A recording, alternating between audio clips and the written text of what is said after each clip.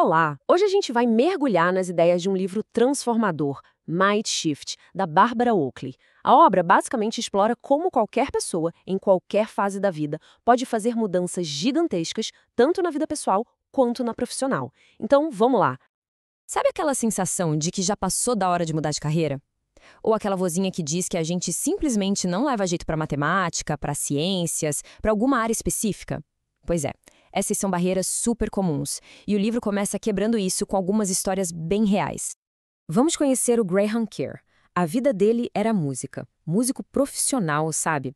Mas ele sentia que faltava alguma coisa. Para ele, o mundo das ciências era um universo distante, algo que ele simplesmente detestava desde a época da escola. Agora, olha a história do Adam Cole. O cara foi expulso da escola primária e no ensino médio era o pior aluno da turma. A identidade dele na cabeça dele era de um fracasso nos estudos. Então o refúgio dele era o quê? Videogame. A escola pareceu uma causa perdida. E, por fim, o Ali Naqvi. Ele se via como uma pessoa criativa. E isso, para ele, era quase uma desculpa para não ser bom em matemática. Ele tinha aceitado essa limitação como uma verdade absoluta sobre si mesmo. Percebe o padrão que essas três histórias mostram? O ponto central é justamente esse. Todas essas histórias e a ideia principal do livro Mind Shift batem de frente com aquela crença de que os nossos talentos são fixos. Aquele papo de eu sou assim mesmo e pronto, é exatamente o que o livro quer desconstruir. É aqui que entra o conceito de Mind Shift. E veja bem, não estamos falando só de aprender uma matéria nova.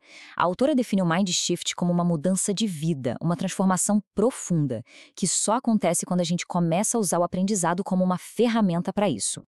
Isso leva a um ponto muito importante. Um mind shift não é sobre apagar o passado ou virar outra pessoa. Pelo contrário, é sobre expandir quem a gente já é, adicionando novas habilidades, novas formas de ver o mundo, novas camadas à nossa identidade. Certo, mas como fazer isso na prática? A primeira grande ferramenta que o livro apresenta é a de usar o nosso passado, até as coisas que parecem inúteis, como uma vantagem secreta, uma verdadeira superpotência. E olha que incrível como isso funciona. O Graham, aquele músico, descobriu que a habilidade de ouvir os outros instrumentos numa banda o transformou num médico muito mais empático. A Tanja Dbi usou a experiência que ela tinha em organizar histórias em jogos online para virar uma coordenadora de projetos excepcional. Até estudar a gramática de uma língua pode treinar o cérebro para entender a lógica de programação.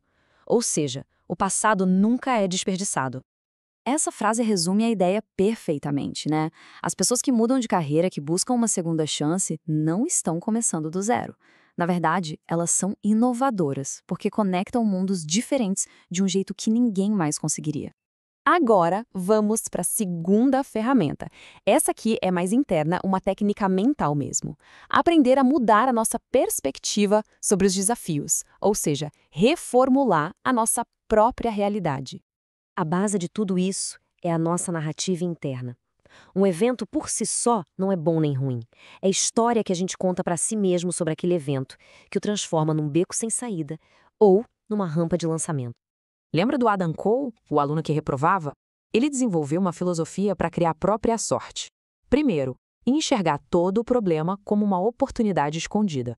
Segundo, se preparar o tempo todo, aprendendo sempre. E terceiro, e mais importante, agir, porque sem ação de nada adianta ter a oportunidade e a preparação.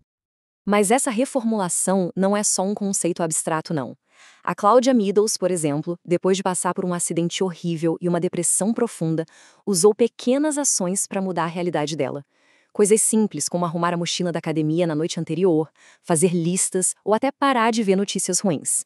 Cada pequena ação era um jeito de reformular o dia dela e, aos poucos, a vida inteira. A terceira ferramenta é, talvez, a mais essencial de todas. A ideia é que o próprio ato de aprender é uma habilidade, e como toda habilidade, dá para ficar melhor nisso com as estratégias certas. Uma técnica muito poderosa para isso é o chunking, a criação de blocos de conhecimento. Em vez de tentar engolir tudo de uma vez, a ideia é focar e dominar pequenas partes da informação, um bloquinho de cada vez, dia após dia. Foi exatamente assim que o Ali Naqvi, aquele que se achava péssimo em matemática, conseguiu dominar os detalhes técnicos de SEO. Só que as técnicas, sozinhas, podem não ser o bastante. O livro aponta para algo ainda mais poderoso, um verdadeiro acelerador de aprendizado, um catalisador humano.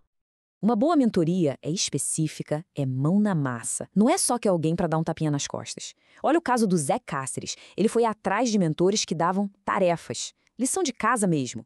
Já o Arne Rodek foi mais esperto ainda. Ele montou um conselho pessoal, com um mentor para motivar e outro para dar críticas bem sinceras. O ponto principal é que encontrar um mentor é um processo ativo. Não dá para ficar esperando. É preciso construir uma relação de troca, uma via de mão dupla em que todo mundo cresce.